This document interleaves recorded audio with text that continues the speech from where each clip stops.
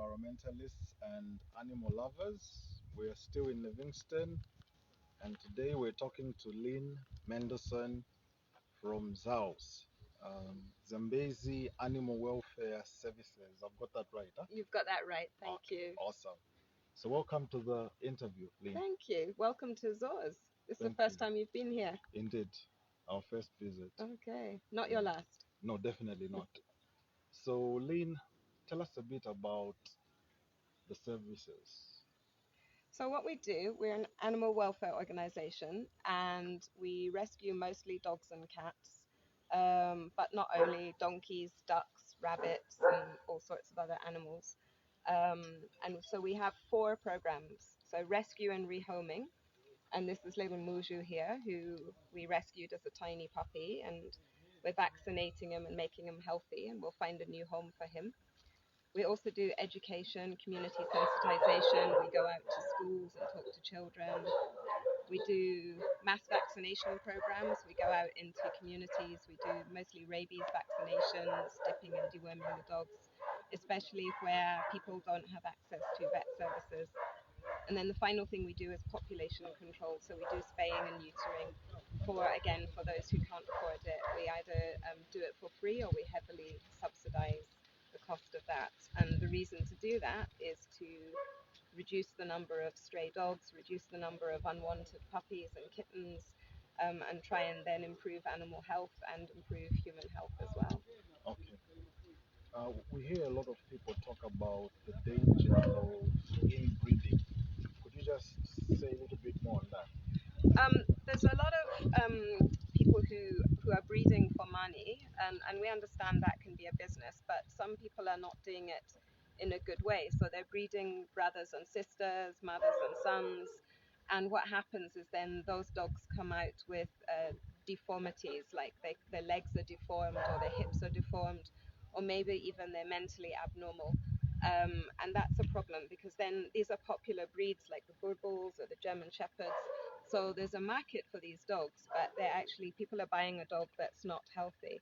Um, and we would always encourage people to go to your local shelter and look for a dog to rescue, because even us, we get Boerboels, we get Shepherds, we get beautiful little dogs like Muju here, and these are great dogs that needs homes. So we always say, go to your shelter first before you think of buying a dog. Okay. Then, talking about the dogs you have here, how many do you have right now? Right now we have 31 dogs. Okay. So that's quite a low number for us. We had over 50 a Okay. couple of months ago, but we've managed to adopt out quite a few. Okay. So, what's the plan when you bring in the dogs? What happens after that? We make them healthy. We sometimes, like this little one was 2 weeks old, so he needed to be hand fed for a while.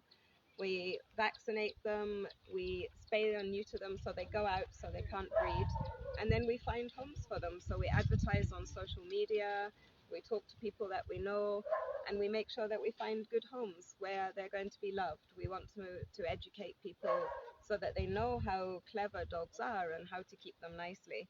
Um, and and that's the plan. So we're looking for homes for them where they're going to be loved. You can see this little guy, he's super affectionate. Yeah. And he's very easy to handle, so we want him to go where someone will love him the same way that we love him. Okay. Then, you 30 dogs. That's a large number of dogs. And 15 cats And 15 cats. and a Wow. number of chickens. Okay.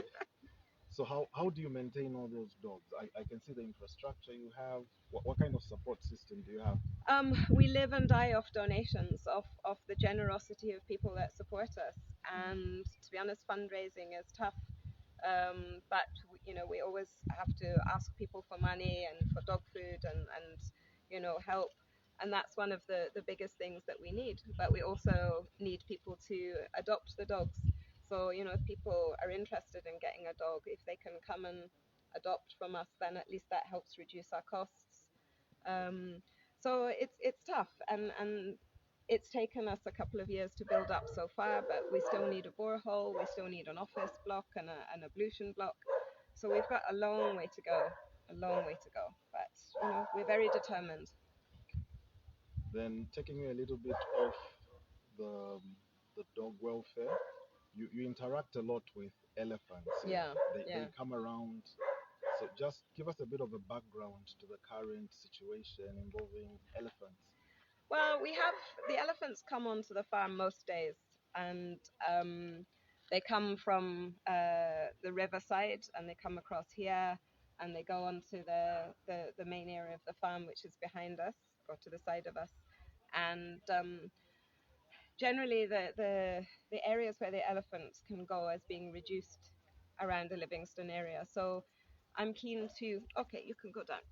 I'm keen that they still have somewhere to go and be safe.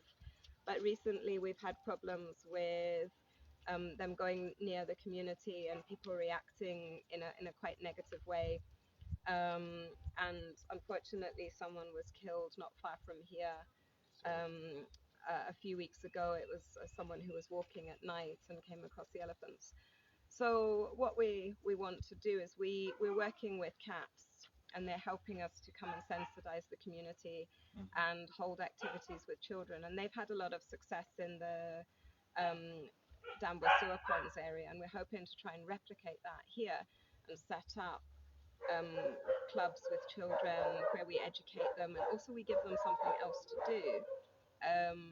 So I'm really hoping that we can take that forward and build up something so that we've got because they've been successful that side, and we'd really love to replicate it here.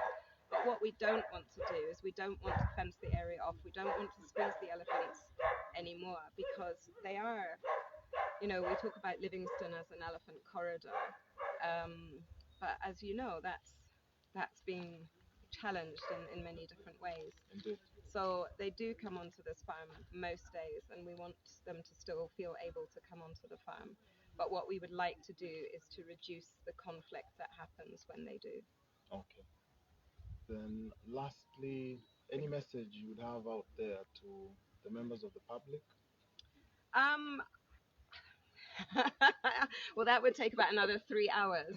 You can summarize it. Summarize, well, my summarize: be kind to animals, think about your environment, look at what's around you, be responsible, and lots of micro changes in behavior can add up to a really big macro difference. So individuals can make a difference, so we should all think about what we can do. Thank you so much for your time, Lynn. Thank you for coming to visit us today.